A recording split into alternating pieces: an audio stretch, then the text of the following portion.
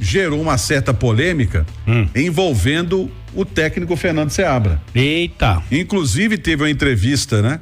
Que o Alexandre Matos, que é o CEO do futebol do Cruzeiro, ao Charla Podcast, né? Estarei lá, viu, no mês que vem.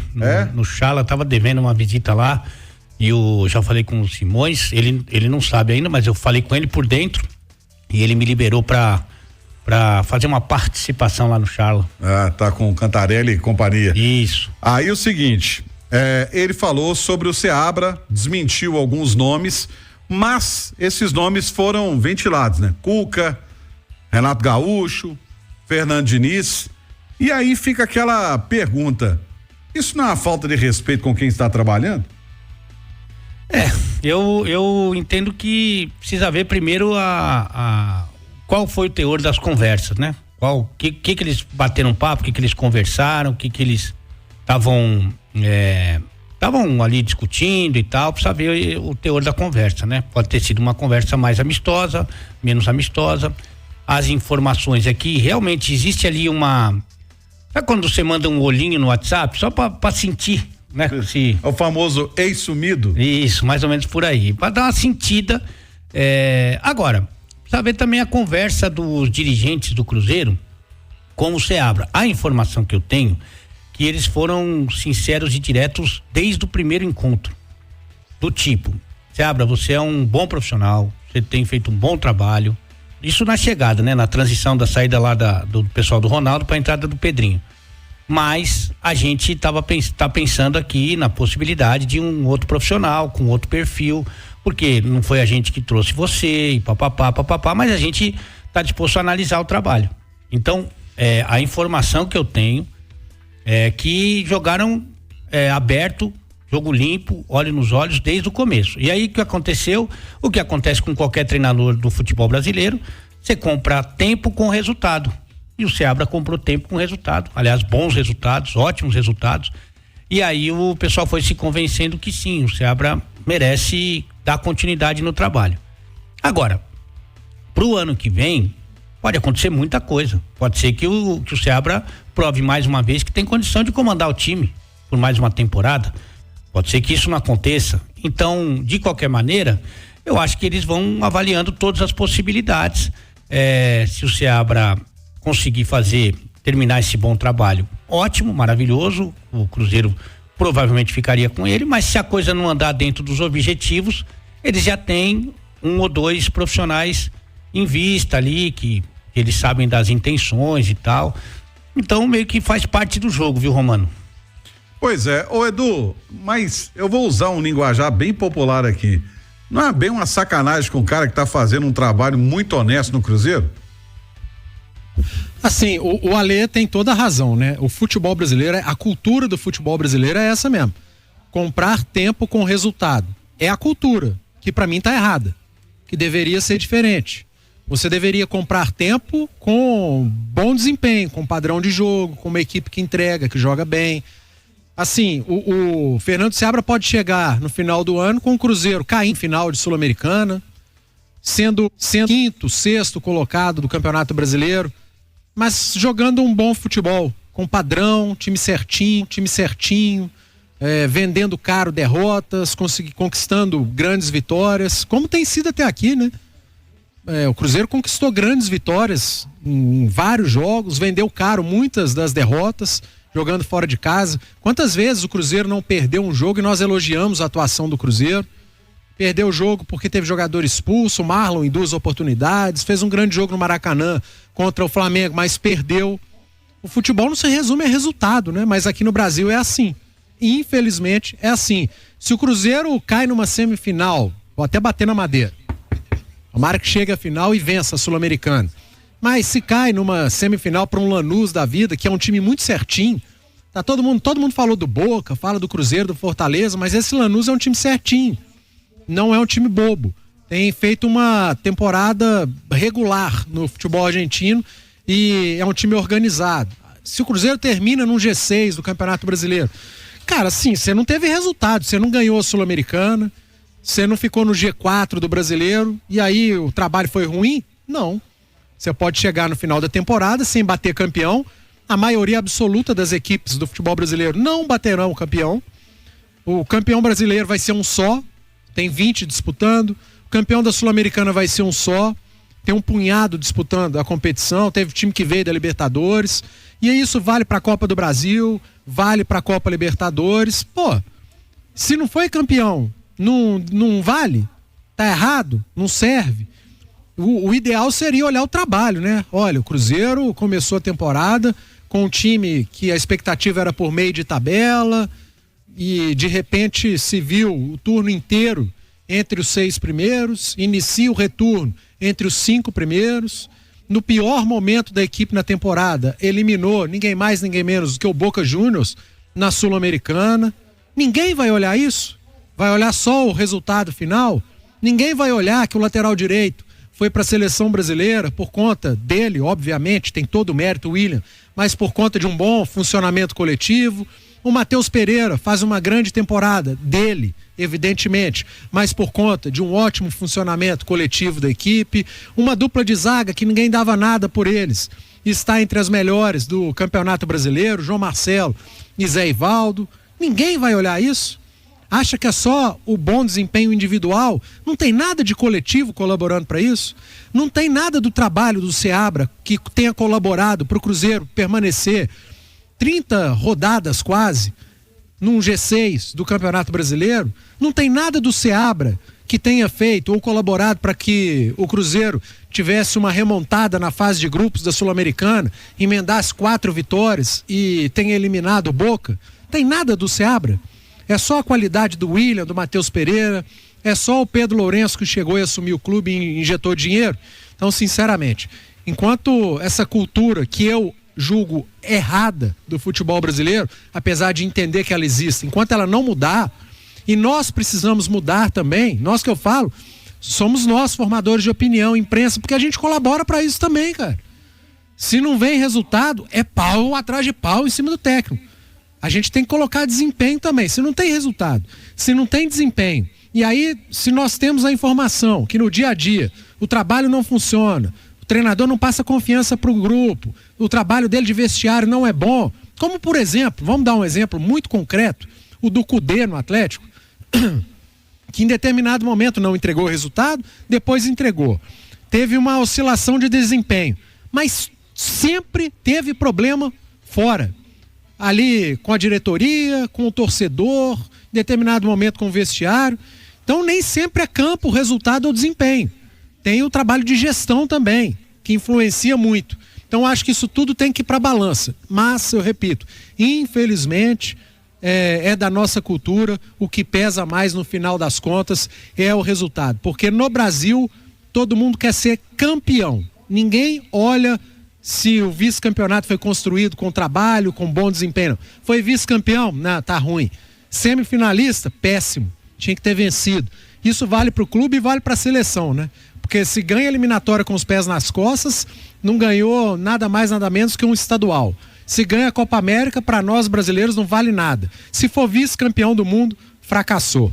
Infelizmente é a nossa cultura, Romano. Pois é, e o que você pensa disso, Simões? O Romano, isso que o Edu tá colocando aí, eu falei um pouco disso no Bola Premiada, sabe? Isso é provocado pela cultura de criação do futebol brasileiro. Como a gente é um país continente, a gente foi criado com os campeonatos estaduais. Sim. Tá?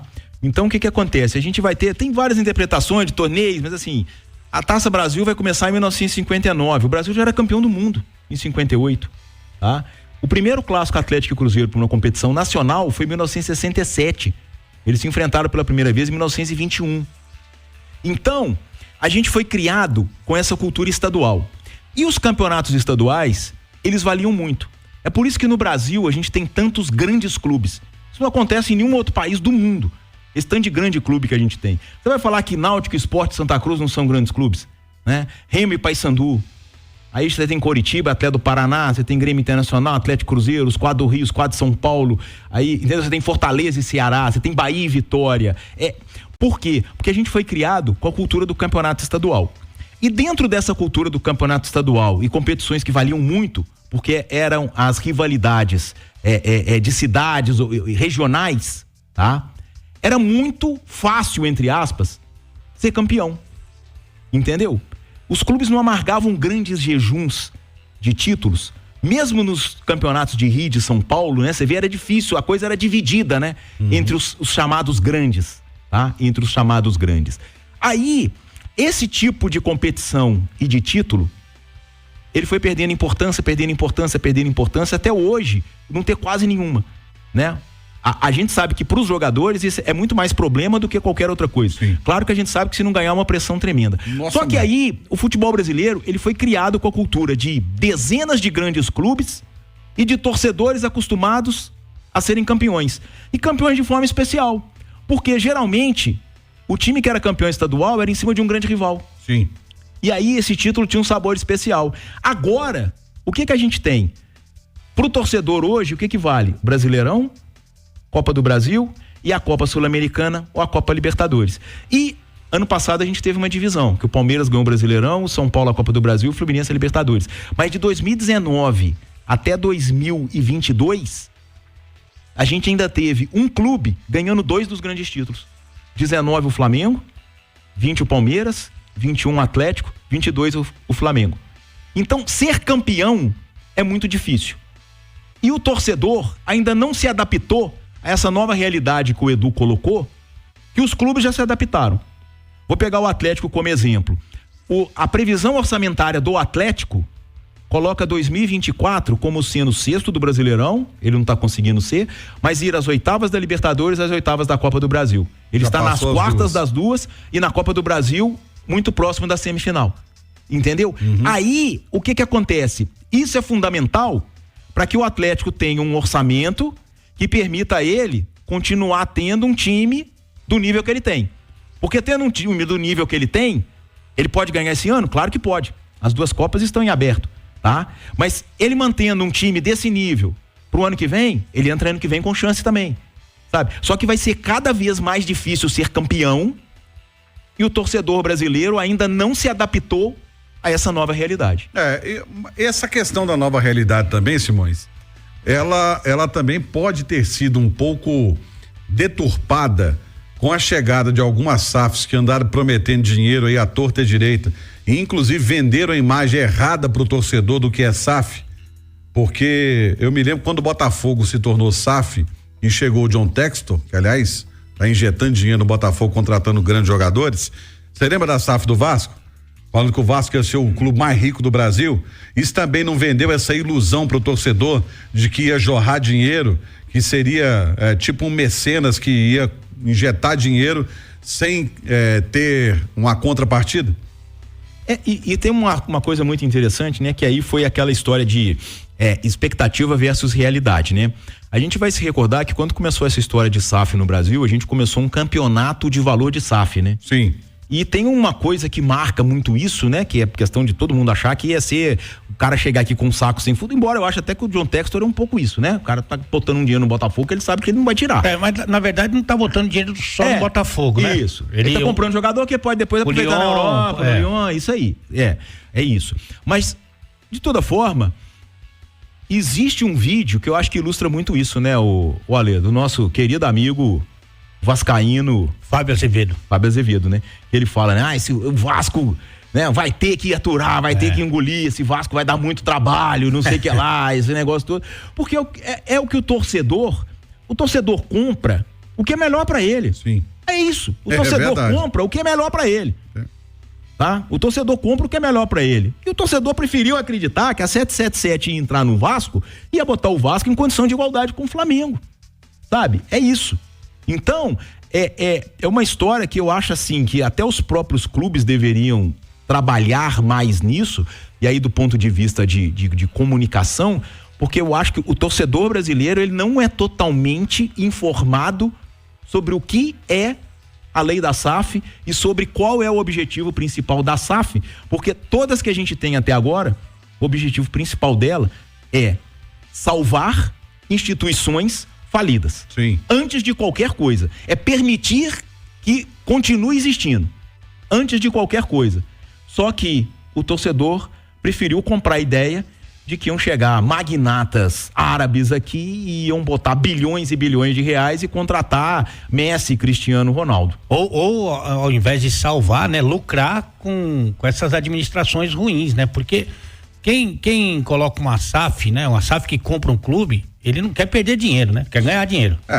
Tanto que é o seguinte, SAF é clube empresa. Isso. Ele compra em baixa para tentar valorizar, né? E ganhar, enfim, jogadores, enfim. O Ronaldo fez isso. Aí o Ronaldo ganhou dinheiro, pegou um clube que estava destruído e ganhou um dinheirinho dele. Exatamente. Né? Então o objetivo principal, acho que nem diria que é salvar o clube.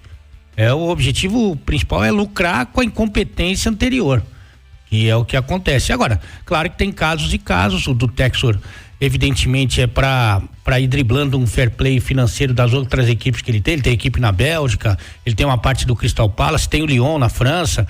Então esses caras que estão vindo para cá, pro Botafogo, que são caras extra classe, né? Que nem seria aqui o destino deles pelo plano de carreira, eles daqui a pouco eles vão embora.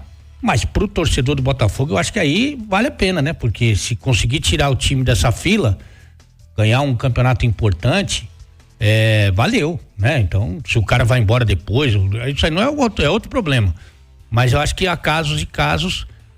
Mas realmente isso que o Simões falou tem todo sentido. Agora é o seguinte, o Edu citou uma situação de que se o Seabra fizer um bom trabalho, né? Vai ser difícil inclusive tirá-lo, né? Vai ser difícil tirar do Cruzeiro. Até porque dessa lista toda aí, o Romano, vamos falar a verdade, né? O Renato Gaúcho passa por um momento pior que o do Seabra. Muito Concordam pior. comigo? Muito pior. Né? Não sei, viu? Passa. Não.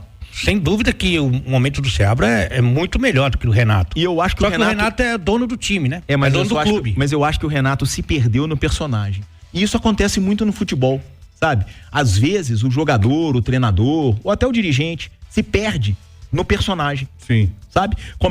O personagem começa a ser mais importante do que a função. E eu acho que o Renato se perdeu no personagem completamente, tá? O Fernando Diniz tá passando por um momento extremamente complicado, tá? Extremamente complicado, e eu acho que a demissão da seleção brasileira foi muito sentida por ele. Foi um baque pesado demais. Tanto que ele tentou chegar ao Fluminense e tentou fazer aquilo que o Alê fala lá do treinador, queria ter a assinatura dele, o carimbo dele no time. Ele queria a assinatura, o carimbo, o registro em cartório. Ele começou a arrumar uma bagunça tão grande. Ele botava atacante canhoto pra jogar de lateral direito, o volante de zagueiro, entendeu? Ele arrumou uma coisa. Ele endoidou de vez. Mas no popular é isso aí. Pior que é verdade. Endoidou de vez. Então aí a gente já descarta 2. O Cuca fica sempre aquele pé atrás pela história dele, que tirou ele do Corinthians e que vem marcando os últimos anos do Cuca. Então, eu acho que seriam, na minha opinião, tá? Eu acho que seriam 3 aventuras: Cuca, Renato Gaúcho ou Fernando Diniz. O Cruzeiro iria entrar numa aventura. Pode dar certo? Claro que pode dar certo. Futebol não é uma ciência exata, mas eu acho que seriam 3 aventuras. E pra você, Edu? Mano, eu vou te devolver uma pergunta. O que seria um bom trabalho do Seabra que seria difícil mandá-lo embora, né? Eu acho que apenas um bom trabalho do Seabra não dificultaria de mandar embora não, viu? Pra mim o que dificulta o Cruzeiro mandar o Seabra embora, não permanecer com ele para a próxima temporada, é o Seabra ser campeão da Copa Sul-Americana. Aí o Cruzeiro permaneceria com o treinador. Agora, se termina num G6 de Campeonato Brasileiro, que para mim seria ótimo, se chega a uma semifinal de Copa Sul-Americana, que para mim também seria muito bom, por tudo que foram os últimos anos do Cruzeiro, como o Cruzeiro começou a temporada, inclusive com o próprio Seabra lá atrás, ainda com o Ronaldo como dono da equipe. Para mim seria ótimo, mas o que é bom para mim talvez não seja para a atual gestão. Sinceramente, ficaria muito complicado para a atual gestão dispensar e trocar o treinador com o Seabra batendo campeão da Sul-Americana. Se ele não for campeão da Sul-Americana, se não terminar num G4 de Campeonato Brasileiro, Acho que está muito confortável para o final do ano não renovarem um contrato, trocarem, e não estou dizendo se está certo ou se está errado.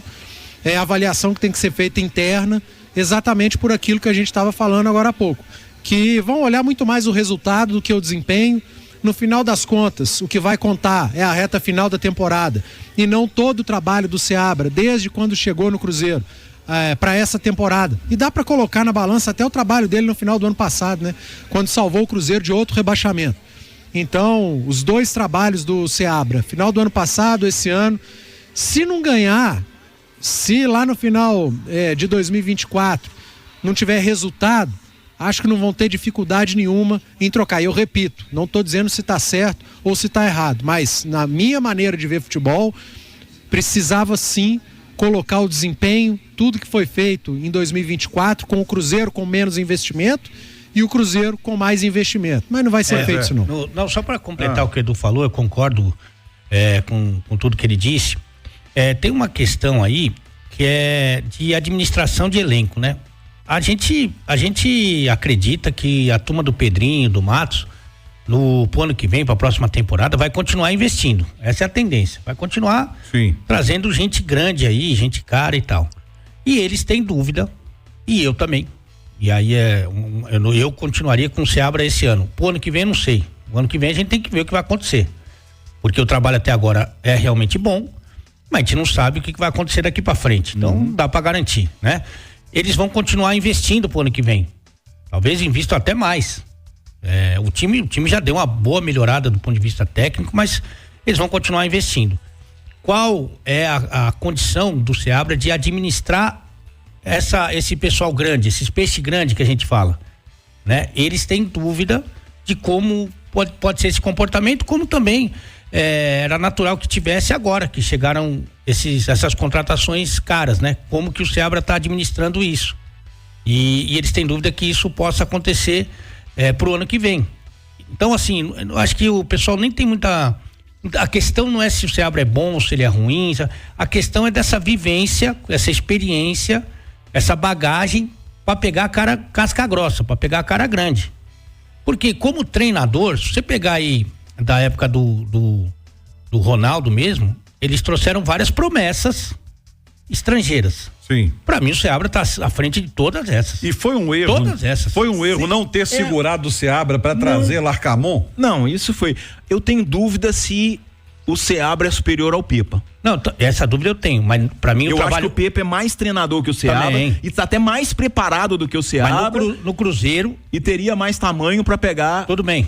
Figurão, concorda comigo? Concordo. Só que no Cruzeiro eu acho que o Seabra faz um trabalho melhor do que o Pepa. Eu acho, pra mim. Eu acho que o Pepa é mais treinador, mais rodado. Mas eu acho que o Seabra ainda tinha mais qualidade técnica que o Pepa. O Seabra tinha Lucas Romero, Matheus Pereira. O Pepa, o time dele era doído, né? O time dele era, né? Mas enfim, essa é uma discussão mesmo. Né? Eu acho que o Pepa é mais treinador, mas acho que o Seabra faz um trabalho melhor. O que eu acho assim, eu vejo como um grande problema e a gente percebe que com a SAF a ideia é de se ter treinadores pelo maior período possível. E eu acho que isso eu acho que isso é interessante, eu acho que isso vai, principalmente nesse modelo que a gente tem de que vai ser cada vez mais difícil ser campeão, né? Então o trabalho a longo prazo eu acho que é mais interessante. Eu vejo como um grande erro da SAF do Cruzeiro no que se refere a treinador, a demissão do Pepa. Eu acho que o Pepa era um cara que poderia ter ido, sabe? Eu acho que o Cruzeiro não soube medir bem o custo-benefício, né? Do time que ele podia dar, ao Pepa. A gente entende toda aquela empolgação com o início, porque o início do Pepa foi muito, muito superior ao que se esperava, né? Aquela coisa toda, mas de toda forma eu acho que assim, o Pepa com esse time, eu acho que ele entregaria mais. Enfim, mas a gente já teve essa discussão aqui, a informação que eu trouxe na época é que não tem só a ver com o resultado, né? Sim. Tem a ver com uma administração da base que depois se provou muito complicada. Não, demais. Provou, não. Da base que estava envolvida, saiu todo mundo. Então, assim, ele tinha atrito. Ele praticamente rompeu com aquela molecada, porque aquela molecada não tinha um comportamento que ele esperava. E quem mudou essa cultura? Muito. O Alexandre Matos. Sim. Concorda comigo? Claro, sem dúvida.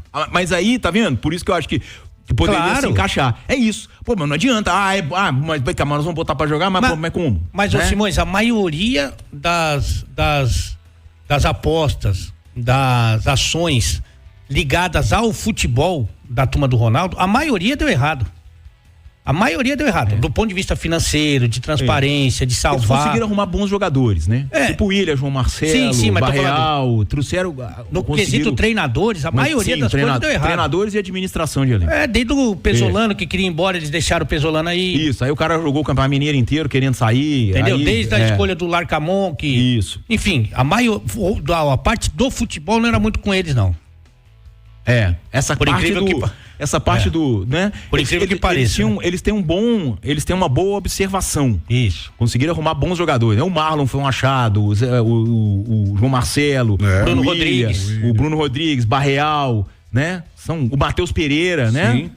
Eles têm uma boa observação, mas o Dineno, eu acho que o Dineno poderia ser um jogador muito útil pro Cruzeiro, mas sofreu com lesões nesse primeiro ano dele, mas eu acho o Dineno uma boa opção como centroavante. Mas é isso, eu vejo como um grande erro do Cruzeiro a ruptura do Pepa. Agora a gente vai poder ver ele mais de perto de novo, porque ele vai treinar, é uma realidade diferente, que é uma Série B, mas de toda forma, no esporte a gente vai poder conseguir. Estreou bem ontem. Vencendo fora de casa o time do Anderson Moreira lá em Florianópolis, por 2-0, que não é fácil. Ô Edu, já que a gente tá falando aí do Seabra, como você analisa o trabalho dele até aqui? Eu considero bom o trabalho do Seabra. Com problemas, evidentemente, não é trabalho perfeito. Se fosse perfeito, o Cruzeiro não teria oscilado, não teria encontrado dificuldade em determinado momento. Mas eu acho muito bom o trabalho do Seabra, pelo Cruzeiro que ele pegou lá atrás, né? O Cruzeiro do Larcamon, com muitos problemas, problema coletivo, perdendo o Campeonato Mineiro, depois de ter vantagem, né? No jogo final. Aí tem muita dificuldade na fase de grupos da Sul-Americana no início, consegue emendar uma sequência de vitórias, faz um Campeonato Brasileiro muito acima da expectativa até aqui. Tem a troca de comando, né? De dono do clube, isso também gera impacto. Chegam os novos reforços, eu acho que houve uma pressão exagerada para que ele já lançasse os novos contratados. Tenho a opinião de que se deixassem o Seabra ter trabalhado com a convicção dele, talvez não tivesse oscilado tanto, ter colocado com mais calma os reforços, mas enfim, já passou, já aconteceu. Acho que a gestão de grupo dele tem sido bem feita até aqui, sim, e olha que não é um grupo fácil. Tem muito jogador cascudo, os que chegaram principalmente. Então eu considero o trabalho do Seabra até aqui bom, acima da expectativa, mas claro, ainda falta muita coisa pela frente na temporada. A gente falou de um Cruzeiro vivendo o melhor momento durante mais tempo do que o pior momento. Houve uma oscilação e eu espero que ela tenha passado, porque o Cruzeiro venceu o Atlético Goianiense e aí agora teremos sequências pesadas de jogos no Campeonato Brasileiro, tem o Libertad pela frente na Copa Sul-Americana, enfim, até aqui é bom, mas não dá para garantir permanência, porque a gente sabe como é que funciona. O Campeonato Brasileiro é difícil pra caramba, o mata-mata ele é diferente, ainda que o Libertad sede inferior, mata-mata diminui distâncias técnicas, então não dá para cravar, mas é bom até aqui, você, viu, o Ale? Bom, trabalho bem interessante. E assim, a gente tem que lembrar que antes da chegada dos reforços, o time já fazia uma grande campanha. Com aquele elenco do Ronaldo, ele conseguiu levar o Cruzeiro a sequências, a vitórias e subir na tabela de classificação. Conseguiu uma recuperação na Sul-Americana, né? Depois de empatar os 3 primeiros jogos, venceu os 3 últimos, né? E se classificou de forma direta, manteve ali o time entre os primeiros colocados do campeonato. E aí vem os reforços, que evidentemente são positivos. Você não pode achar que você trazer jogadores desse nível é ruim pro time, de jeito nenhum. Mas ele teve alguma dificuldade na administração, na chegada desses caras. Os caras não chegaram na forma física e técnica. Tava de férias. Ideal. Taticamente eles tinham que entender todo o processo, mas existia uma pressão, inclusive dos donos, para que eles fossem colocados no time titular o quanto antes. Isso eu acho que também muito incentivado pelas boas atuações do Cássio e do Mateuzinho. Sim. Que os dois entraram já arrebentando, né? Então acho que isso acendeu um pouco mais essa chama de colocar os outros, né? O Mateuzinho oscilou, concorda comigo? Não, mas os primeiros jogos... Sim, exato. Ele entrou contra o Bragantino aqui no Independência, parecia que era já estava muito adulto tempo jogando contra infantil. Tanto que ele foi muito questionado, inclusive internamente, porque o Mateuzinho não saiu jogando contra o Palmeiras. Sim. E 2 dias depois ele jogou 90 minutos mais o acréscimo. Então, assim, existe essa pressão, acho que essa pressão aumenta quando ele coloca 2 dos reforços, eles vão bem, e ele passou por um período ali de dificuldade, que era a primeira vez que ele fazia aquilo, que ele vivia aquilo. Então, é natural, ele estava experimentando aquela situação. Mas, de qualquer maneira, e acho até que esse período aí da data FIFA vai servir muito para ele adaptar os caras, para ele, enfim, deixar os caras prontos para fazer o que ele e o Cruzeiro precisam. Mas eu considero o trabalho dele bom. E você, ô Simões? Ah, sim, muito bom. O trabalho é muito bom. E eu acho que é interessante, né, assim, como é que...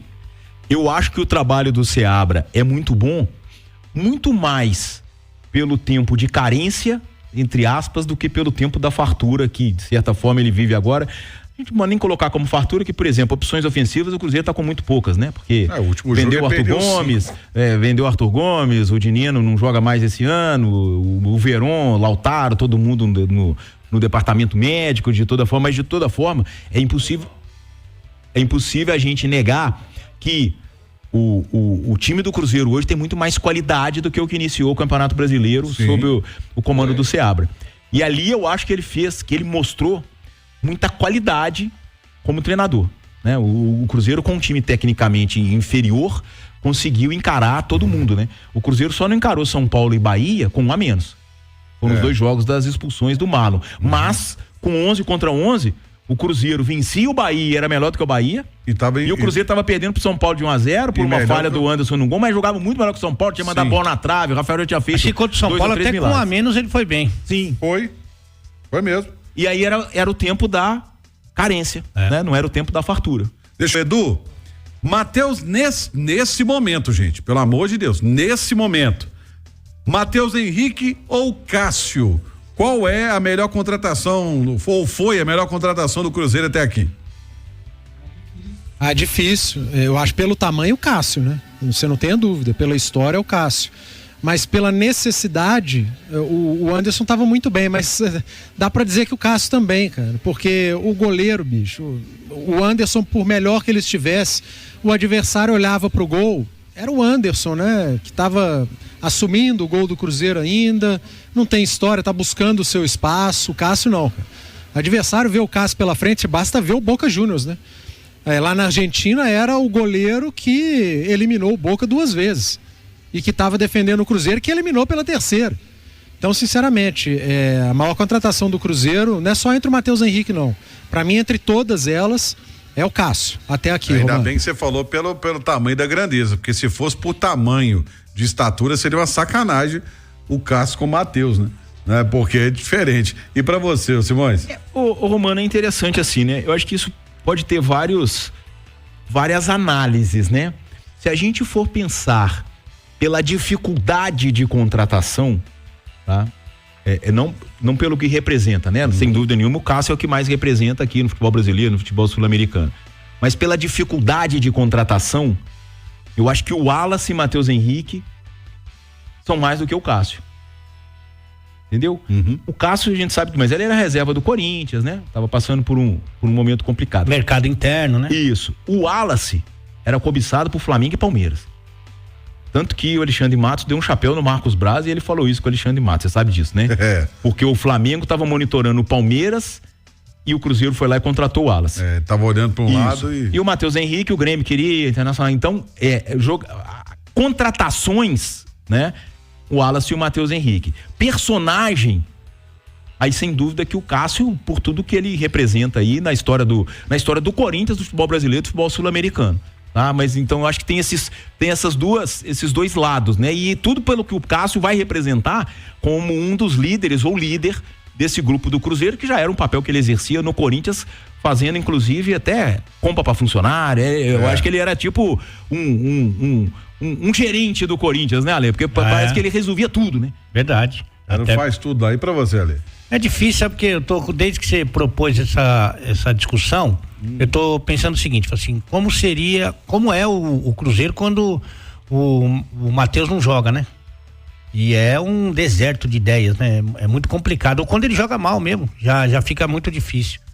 E agora também o torcedor não consegue imaginar o gol do Cruzeiro sem o Cássio.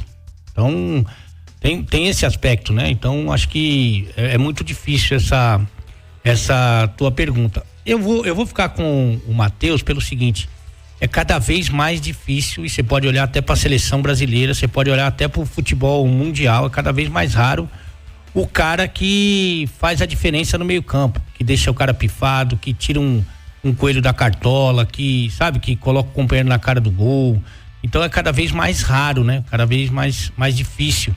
Então, por essa genialidade que ele apresentou em boa parte do campeonato, inclusive, para mim, embora oscilando nesse momento, para mim ainda ele briga para ser o melhor jogador da competição.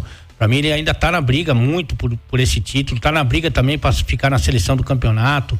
Então, embora o Cássio é gigantesco e tenha feito muito bem ao Cruzeiro, eu ainda vou com o Matheus.